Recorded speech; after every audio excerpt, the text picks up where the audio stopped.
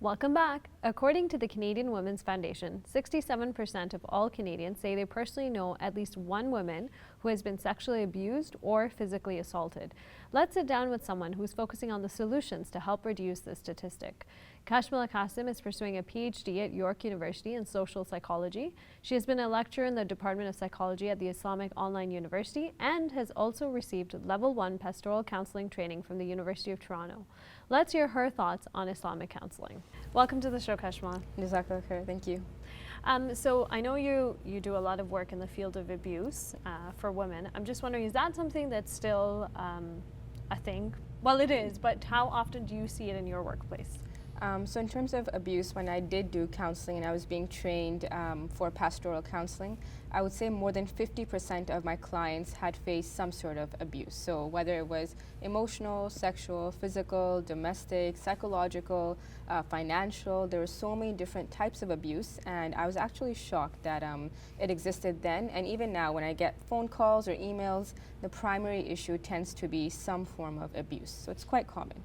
And I know off air we were talking, there's an area of abuse that you focus on or that you've dealt with a lot, which is anxiety. Can you tell us a little bit about that from a clinical perspective? Because I know when I think of anxiety, I just think of being anxious. I have to make sure I don't sleep in for work or something like that, you know? Yeah, for sure. So anxiety is a broad term with a lot of different symptoms within it. So anxiety can include generalized anxiety disorder or GAD.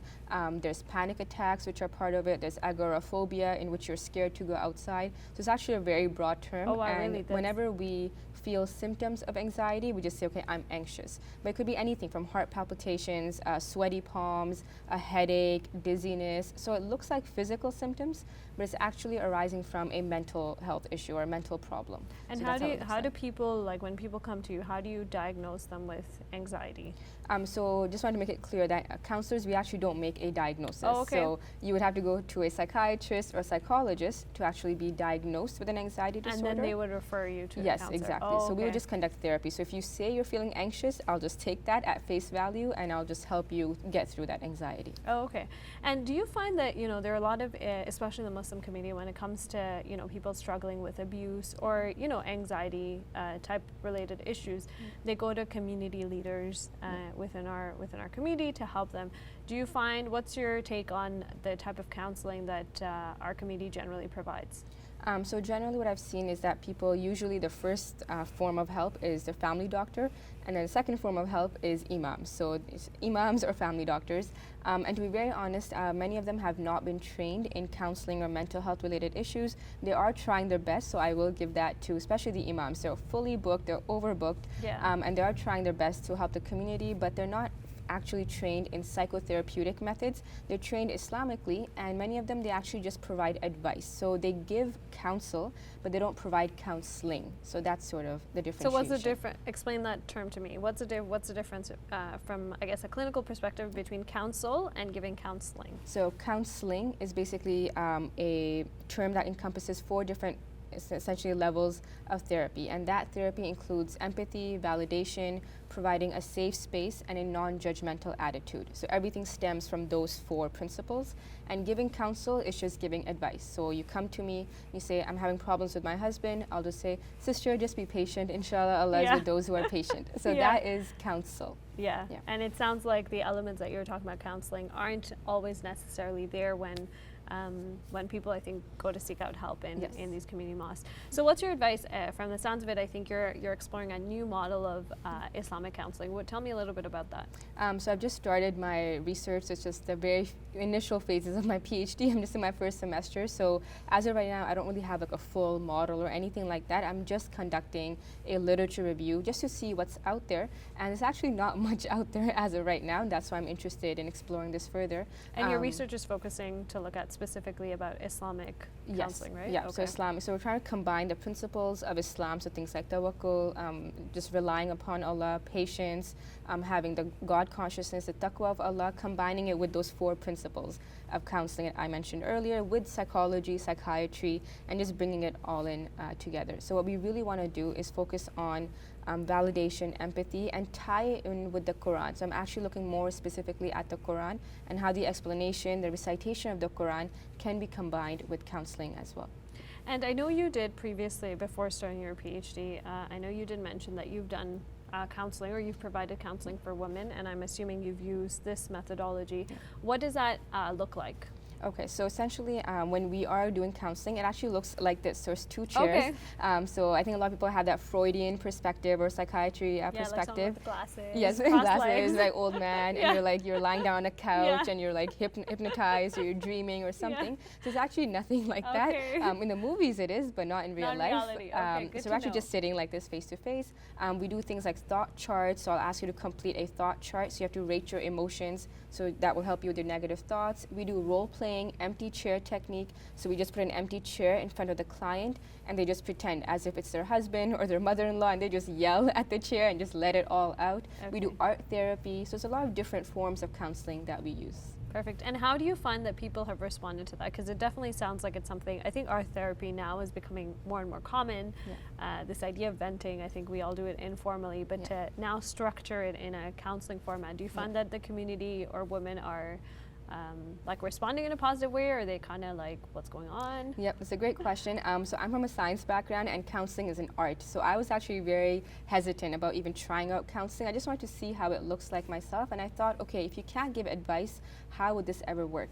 And I was so surprised that over 90% of my clients, alhamdulillah, praise be to Allah, they said that this was amazing because I didn't give advice. Their mother-in-law gives them advice, their husband gives them advice, the imam gives them advice. They didn't want advice. They just wanted someone to hear them out and basically just guide them with proper guiding questions, help them change their thoughts, their emotions. So it was actually very, very successful, and they were basically able to take the decision into their own hands, and whatever change that happened in the office or in the room, that same change happened in their family as well. So I just basically nice. empowered them to make their own decisions.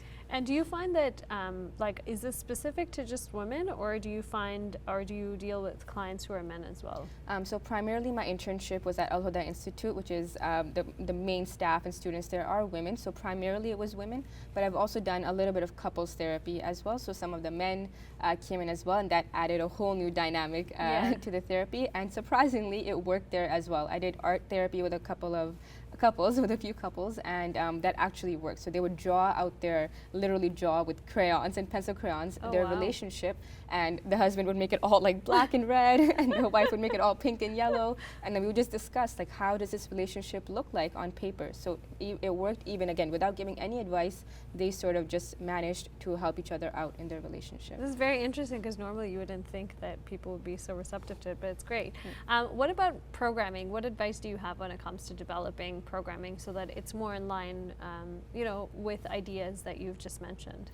So I think this is sort of, I'm hoping inshallah, with the permission of Allah, that I can just sort of guide my PhD towards this as well, that we are trying to develop a program of Islamic psychotherapy, and that would basically include creating a structure first that's scientifically backed, it's published in journals, so it's actually recognized within the Canadian and international system, and then we would then train and make training manuals for the imams, because people will initially go to imams because imam counseling is free, and hopefully we can train the imams, even perhaps pay them or give them some sort of stipend for seeing clients and seeing the people in the community. So I think scientific backing with training, I think that would sort of encompass a comprehensive program. Sounds like an intense PhD Yes, post, yes. but it's good. I think it's needed in the community. Hopefully. Just as we wrap up, what advice do you have for someone who, is watching the show and maybe is a victim of abuse, or knows someone who is going through an abusive situation, whatever that may be? Yeah, it's a tough question, and it's definitely a case-by-case scenario.